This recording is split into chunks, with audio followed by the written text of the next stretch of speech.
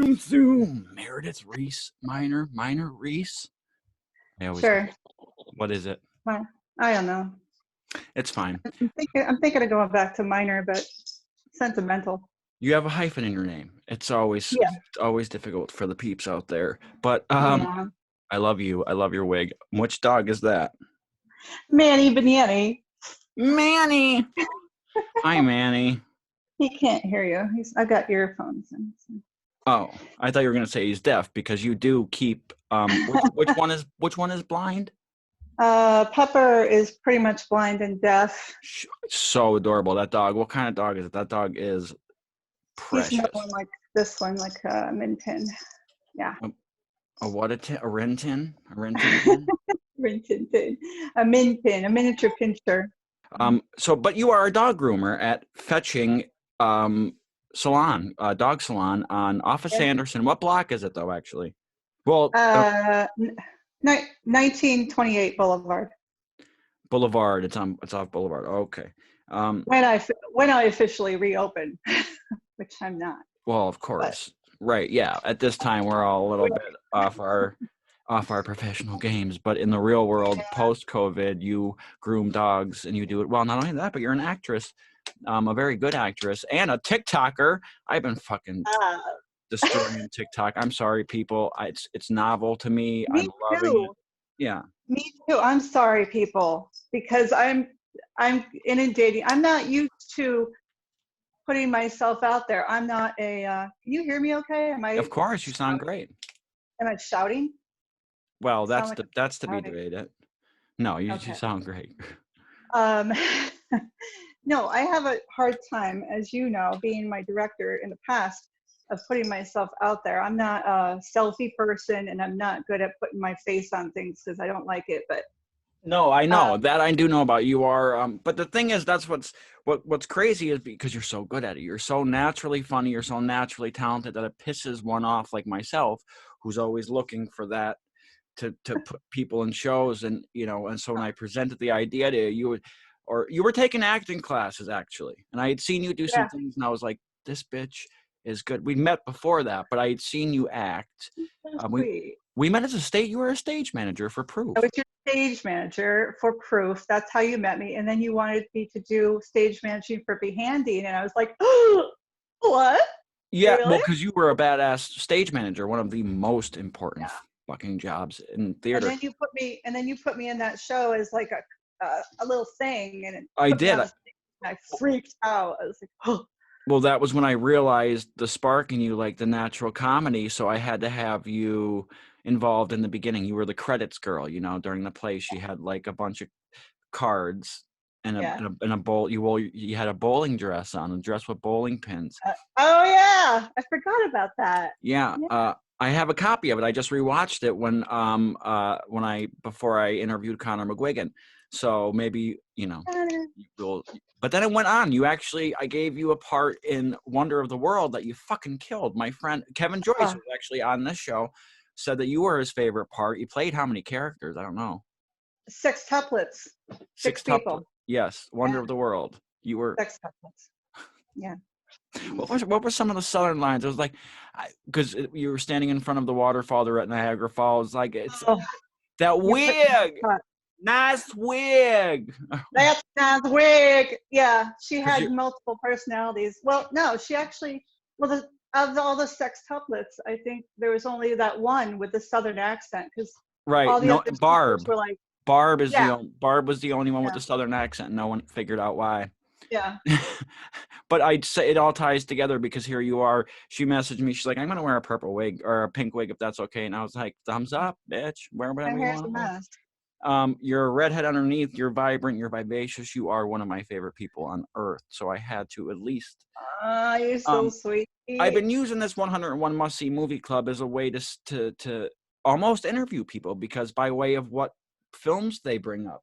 Because it usually and oftentimes I'm starting to find out through the 8 episodes so far that we have out that seems to be the trend that people it's very telling.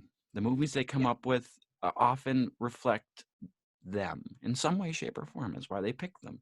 So the interview sort of it happens it happens by accident just through the selections you make. That being said, Right. I don't want to rush you into your list, but I like to I'm starting to realize leaving more time to chat about the films is better. Meredith, the dog groomer / badass actress / TikToker. What are the top 5 films must see that Oh you've my come up God. with? You just reminded me of another movie that should be on my list. I'm so pissed off now. That's what's Okay. going to happen. Okay. Well, first of all, I'm going to say some of my picks have already been chosen. Thank you, Kevin Joyce. So I'm not going to put them on my list, even though they will be honorably mentioned, like Blue Velvet, like Fargo, would be on my top list, but y'all have probably chosen them already. Well, there's a So, stopwatch that I forgot to start, so you have to keep time is of the essence. okay. So, I'm going to leave Marvel movies out of this because I'm like a huge Marvel movie fan, but that's like a whole other genre that I'm not even going to get into. So we're going to leave Right. them out. Just assume I love all of them. And all right, number 5. Are we starting at 5 and going up? That's a choice that's up to you. Everyone's done it a little differently. All right. Well, I'm going to start at 5. So, A Trip to the Moon, which is like a 1901 Of course. movie. Everyone knows the imagery. If not, it's the moon that Yeah. eats the Yeah. shuttle. Yeah. Yes. But there's many versions of it. I just found the pre-version on, I don't know, Netflix or something today that has like a commentary, and I didn't like that. I like it with no commentary, with just that weird music in the Who's background. still alive making commentary on Trip to the I, Moon? somebody did like a voiceover over it explaining what they're doing. Who And it's the like, just fuck are they? let me figure it out for myself. Right, I'll yeah, okay. know? So Trip to the So, Moon, like first yeah. art house film, first, not really first, but they were really having fun with film back then. A lot of Yeah. trickery because it was Yeah. real film that you had to, it was like basically like hodgepodging, modge podging or whatever. Mm-hmm. But aside from that, I mean the special effects, they still reference them today because they were so innovative Yeah. for the time.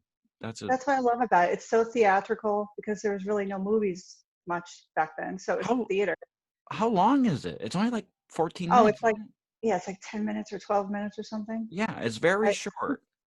it's got such an eeriness to it. And it's one of Mm. those movies that like I like to put on if I haven't, I don't know if other people do this, but like if you're having a bad night and you can't sleep or you're sad or something and you have to have the TV on in the background just as like background noise. Of It's course. one of those movies I'll put on just to have on like as a feel or the music to it. Um, Again, says a lot about you. yeah, You it's know just what I mean? a like movie. Well, everyone does a version of that. Graham, and when everyone goes through stages, how it's made, he reminded me that I did go through a how it's made stage.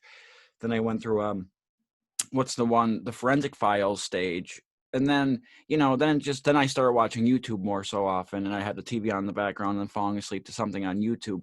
But of course, always having to have something on in the background that's soothing. Yeah, At least it's not a DVD menu stuck on repeat, which reminds me of a certain portion of my life. When the DVD is ended and the menu comes up and it's like a little sound loop that keeps going over and over. yeah, and it keeps going. Yeah, But but Trip to the Moon, I mean, so that would be your number 5. So you're going from the bottom up. I'm going from the bottom up. I couldn't decide between that and Archipelago. How do you say this? Is it Archipelago or Archi- Archipelago? Archipelago. Archipelago. Okay. So there's a movie called Archipelago, which I wanted to put at 5 too, which is another movie like that, which is just kind of background. It's very calming and soothing to watch and to just listen Is to. it another silent film? It's not. It's from 2011, Oh, and okay. uh, Tom Hiddleston is in it. So You might be that's what partial. I might be a little partial to it. Yes, but Okay. I watched it because he was in it. But then it ended up being one of those movies where I was just like, I just could just listen and watch this movie in the background for like all the time. That's Um, interesting. it's just about a family that anyway, I won't get into it because I already used my number 5. But Yes. number four is it's also like I couldn't figure between these two. But has anyone chosen Cool Hand Luke yet? You fucking bitch. I'm sorry. you want me to It's all use right. my? No, because listen, guys, I'm probably going to end up, and I have the TV on in the background. How sloppy. I'm going to end up doing the last one of these videos because I'm assuming all of my choices are going to be sucked up. But Cool Hand Luke is one of mine. So go ahead and have it because you deserve it and you took it. But tell me why you love it. I don't know why I love it. It's just one of those movies I grew up watching, and another one I know a lot of the dialogue, and it comes up. Dwayne and I, my late husband is over there. Hi, Dwayne. Hey, boo, sup? Um, it was one of those movies that we would always reference, like people do. Like you have your movie references that you have your own little secret language going on. Well, how about this then? Sometimes nothing could be a real good hand. But it's one of those movies that you know words from, phrases from it. I do that a lot with David Spitzer too, where we'll go back and forth with that Because movie. I'll reference and I'll always think of it at work. I'm like, listen, guys, I want to do Cool Hand Luke today, and they'll know that means, or hopefully they'll know, and if they don't, they'll know now. It means I would rather rush the work to get it done and then sit down and And sit relax and relax, for the have a last beer. couple hours. Oh, You know just what I mean? reminds me. And How's my beer? that was such a wonderful lesson to learn at that time in my life when I watched that film. You know what I mean? Because it doesn't just speak to the work that they were doing. It was a lesson in life. You know what I mean? Yeah, Amongst that whole movie, that movie is it's a masterpiece. And thank you for it really is. bringing it up. It So, really is. It's just a beautiful movie all around. It's sad. It's funny. It's and he's every man in that movie, Paul Newman. yeah, That's the yeah. thing. He really does embody the everyman in that movie, considering his luck. You would consider him sometimes to be a man down on his luck, always stepping on his own feet, can't ever get himself quite right, but Mm-hmm. endearing. And ain't that just everybody? That's life. Making bad choices and then living with those And then choices. making the best of it. Yeah. And that scene where with his mom, oh, Meredith, don't. kills Just you me. move on I to your next know. one All because right. All right. Okay. So, all right. I don't know. I think my list is kind of weird for a girl, maybe. I don't know. Number 3 is a movie called Duel from 1971. It was Steven Spielberg's first movie. it was the two trucks. The car and the truck. Right. They ended up, yes, I'm aware of it. It's basically, guys, it's Joyride. It's been remade into other things, or The Hitchhiker, Sure. or I'm sure. yeah, I so haven't seen those movies, but yeah. same I thing. think I was drawn to it initially, I think because I don't know, back in the 80s when I first saw it, a lot of my friends were deeply into cars. But the car that's in that movie is a 1968 Plymouth, I think it's a 1968 Plymouth Valiant. It's Pepper. And that's the car I had at the time. So right away, the movie spoke to me as like, it's bringing my car into a movie. Right. And it's just there's hardly, I don't know if you've not seen it. I've seen enough of it. It's always referenced in different documentaries or things I've watched about Yeah. film. I've never actually watched the film, but I've seen a bunch Yeah. of people talk about it. So I could talk about it as if I watched it, but I have never seen it. There's not a whole lot of dialogue going on in it. It's the tension that's building and the thrill of it. And a lot of cuts and sound and I'm sitting on the edge of my seat through this whole movie because I'm just like, oh my God. Right. Because you're so panicked. I could totally imagine. Like I said, I'm sorry because I have never seen it, but I could totally understand a movie based on those sort of notes. It's like and Steven Spielberg talks about it fondly. He still says like he was proud of it. First one out of the gate. Oh, it should be. Yeah, he should be. I mean, for people who have not seen it, it's basically just this middle-class guy trying to get across country in his car, and this real beat-up old truck, this trucker starts, for no apparent reason, starts stalking him and chasing him throughout like the Midwest, and just is chasing him and terrorizing him and trying to kill him. But you never see the guy, you never see the trucker, which is what's so creepy. It's kind of like in Jeepers Creepers, where you don't initially see who's driving the truck, so it makes it extra creepy. Right. And again, And the no apparent reason thing too really drives it home too, because it never yeah, answer. It doesn't. I'm assuming it doesn't answer that for you right away. You know. no, So you never find out why it happens. Spoiler alert. that's great. But I love that ending. I would much, because yeah, based on what I'm gathering from the film, that would be the way I would want it to end, where it was just like, what the fuck was that? yeah, yeah, that's exactly what happens at the end. You're just going like, what the fuck? Like, and it's one of those things that like it could happen in real life, where you're just like, why, why? You know, And it's one of those. it was definitely an experiment on Steven Spielberg's behalf, because I mean, there's not many other films like his. It wasn't like he went on to make other films like that, but as a standalone, it was his like it was his it was a I don't know if it was a um an exercise in something that I've never seen him do in other films, that you know, Yeah, that the idea of that tension, that pace, and little dialogue, and it doesn't sound like any of his other films. But I no, will it's usher definitely a psychological thriller. I'm gonna This is usher you along, baby. Go right. All for right.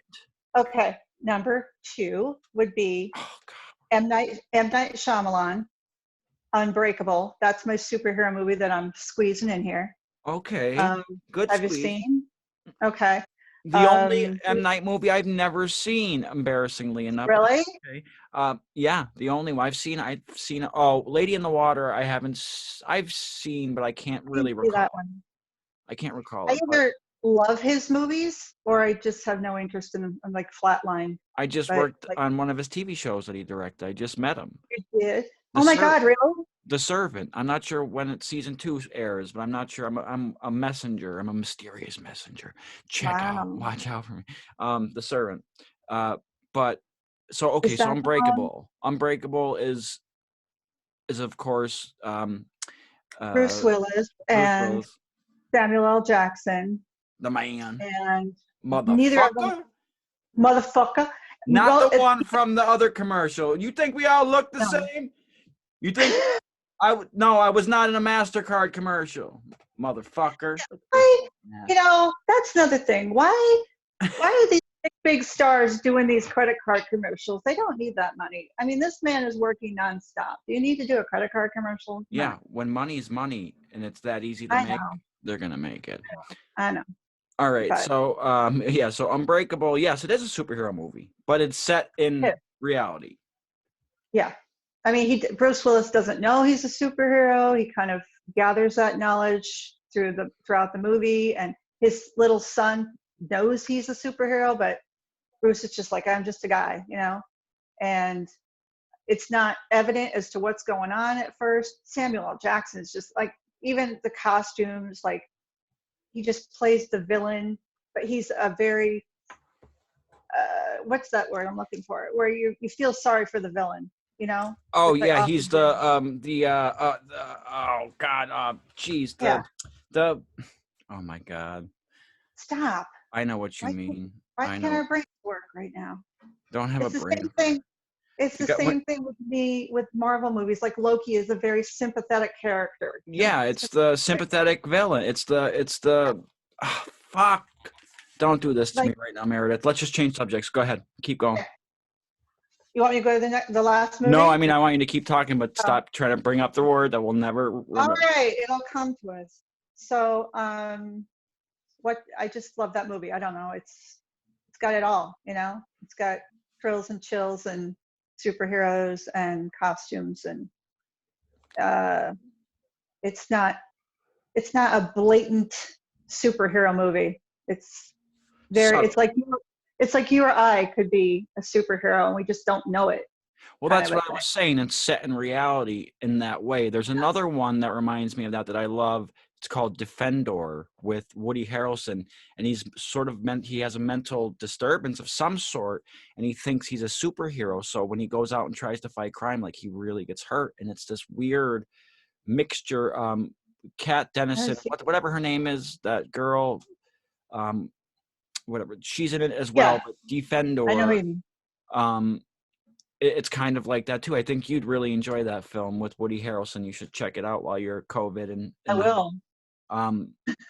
But so wait, do we rush through this already? Is this already your number one?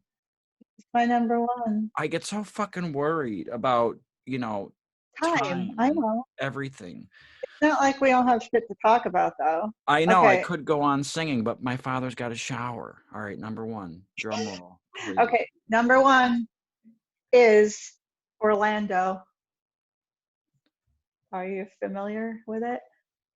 That All just right. So fizzled out like a sparkler that never I started. know. I'm sorry. No, but that's just because I don't know it. Orlando, there could be a Okay. billion people out there It like, is. Casey, you fucking. Oops. I was gonna ask you if we're allowed to swear because I'm like a. No, we're allowed to swear, but the R word ain't appreciated. I'm gonna have to cut that shit out. Oh my God, All right. don't. All right. But I've never seen. What's it called again? Orlando. Orlando. Directed by Sally Potter, who I've never heard of. I'm sorry, but my Sorry, favorite Sally. actor, Tilda fucking Swinton. Oh my Lord, I love I love her. Tilda. Who I does love her not so love much. Tilda I love Swinton? her Can we? androgynous little body. Let's take a moment, a pause for Tilda Swinton, please. Thank you very much. Now, I so love how old was she in this film? When did this film come out? her. This was 19. I didn't write it down. 1997. I want to say 98, somewhere in there. She's Okay, still, yeah, like pretty young. It's a right around the time. beach, like right around the beach time I don't know that one, but with okay. Leonardo DiCaprio. Oh yeah. Okay. Yeah, you Um, forget that bitch is in that shit. I know. That psycho bitch. I forget she's in a lot of stuff. That's why she's Um, perfect. She's in it. She's in a lot of things that people are like, yes. "Oh, you mean that bitch? Yeah, that bitch." Yeah, yeah, that bitch. Um, she.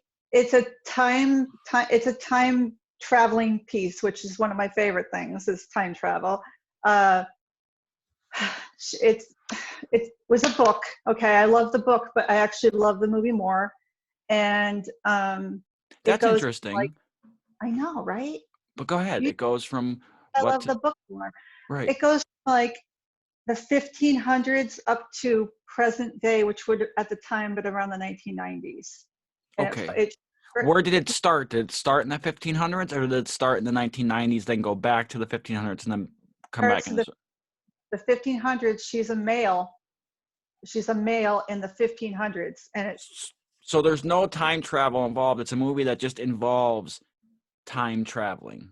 she never dies. She You can never never died. really figure it out. She sort of becomes like Queen Elizabeth the First, the Queen's favorite, sort of her mascot, and she sort of puts a curse slash um, blessing on him, whereas she takes him in and as her sort of lover slash whatever mascot, Yeah. and she says to him at the time, "The house is yours. This is yours. That's yours. Under one condition: don't ever grow old. Don't ever wither." And she says this as a very old queen. So just because And the fucking queen said it, the queen is now a fucking witch? yeah, so Bitch. Orlando The never bitch is a witch. died. So Tilda starts off as a man. Yeah, How does she become a woman and when and why? it's magic. Somewhere around the I love that answer. It just does. She it does. just does. It's a movie. It's magic. Well, it just goes to Um, show gender is it's not a thing. It's not a factor in this equation. that's what I love about this movie because So did they when write it because they knew Tilda Swinton? They're like, we need to write a movie about this bitch. I think so. I think it Okay. was, well, like I said, it was a book first, but it couldn't have been cast more perfectly, in my Yeah. opinion. Well, that was And some casting. Quentin Crisp plays Queen Elizabeth the First Who's as the Quentin old queen. Crisp? Oh, you know who Quentin Crisp is. If I saw a face for sure, but that's how character actors are. I don't know. Yeah, you would know. Some bitch. That's two things. Yeah, The likable villain and Quentin yeah, Crisp. somewhere around the 1700s. Like you see her going like, okay, it starts out as 15 whatever, and it's called poetry, and then it goes to like 16 oh whatever, and the title of that is love, and that's where she goes through all these different phases of like, this Or is she what it what was she like. her life lesson during that period. Right, like that's what it is. Like during each decade or each century, not decade, each century, she goes through a life lesson, and Took her a long fucking has, time to learn the lessons that we learned in one yeah, lifespan. she has her heart broken, or he has his heart broken by a woman, He should and have had his then, heart broken many fucking times. well, probably does, but and then becomes very jaded and becomes like an artist, and then becomes brokenhearted by another artist. Yeah, one of those. Oh my God! So he becomes an artist and then is betrayed by the thing he tries to, where he Yeah, escaped to, betrayed yeah, him. Oh God, and this then movie. he becomes what do you call those when you shit when a country sends an ambassador, becomes an ambassador, or the words just like gone from my It's head. good for the comment section. Fine, go ahead.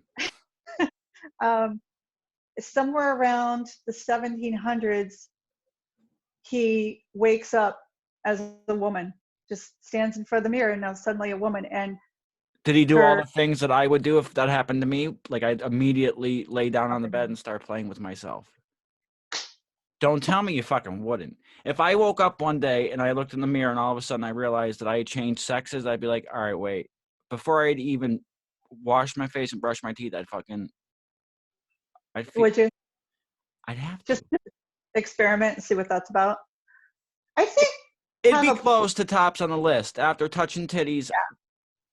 I think if I woke up with a member, I'd be like, hey, what the hell is this? You Yeah, know? but you're also coming So from the female perspective that doesn't necessarily, their brains don't go right there immediately. I think women no, would be like, oh my God, now I don't have to worry about having breasts. You know what I mean? They think about all, exactly. they think about all the things they no longer have to have. They'd be like, I could just have Right. this dick. I could No deal more with it. bras, no more I tampons. wonder how Tilt is dealing with all of them. Oh, she's just amazing. I just love her. She could play any part anywhere. I just love her. Well, I But do too. she becomes the woman, a man, or becomes a woman, and her phrase is pretty much, she's like, she stands in front of the mirror, she's like, nothing's changed, I'm just a different sex, I'm the same person. And it just speaks, I get chills when I think about it, because everybody is male and female. Right, we all, exactly. we all have that in us, it's just we happen to pop out of the But until you realize that it's the consciousness that is separate from the parts. right. And it's so then when you're waking up and you're realizing that you've changed sexes, but you're still the same person inside, it's like, okay, that is And way that's ahead of its time, and that's fucking profound. very, very, and it was, I love that part of the second part of the movie where she becomes a woman, because she's all her life for like 300 years now has been a man, and now she's a woman, and she's a woman in Victorian England, And she gets where to it's use like, what she's learned as a man to sort of survive as a yeah, woman. but now she gets to see what it's like to be a woman, and it fucking sucks. And it's like, why are you talking to me like that? You This know? seems like a film that not only every person should see, but every person, because it would teach men a lesson, and it would give women vindication. Yeah, yeah. I Everybody love. run What's right the now. title one more time? Because I have to move this along to the end. Orlando. Orlando. Orlando. I remember you telling me about this actually outside the theater during a smoke session one time. I remember it too. I remember Yeah. because that was when I told you, I said, I wish I could be Tilda Swinton. I want to look like her. I want to embody her. And your reaction was like, really? Another reason I realized I fell in love with you, but it was so juxtaposed from what I thought of you, and then it's like, okay, Probably. I could ride with Yeah. that. Meredith Reese Miner-Reese doesn't matter to me. I Ah, love you. I loved your selections. you. Um, Thanks for coming on and talking to the world. Thank you. And I will talk to you soon anyhow, fellow TikToker. All We're right. going to duet, but I'm going to end this one. Yeah. Bye, guys. I thank you Okay. once again for the 101 Must See a Movie Club. Stay tuned for the next episode. I Peace out. Bye. Peace out.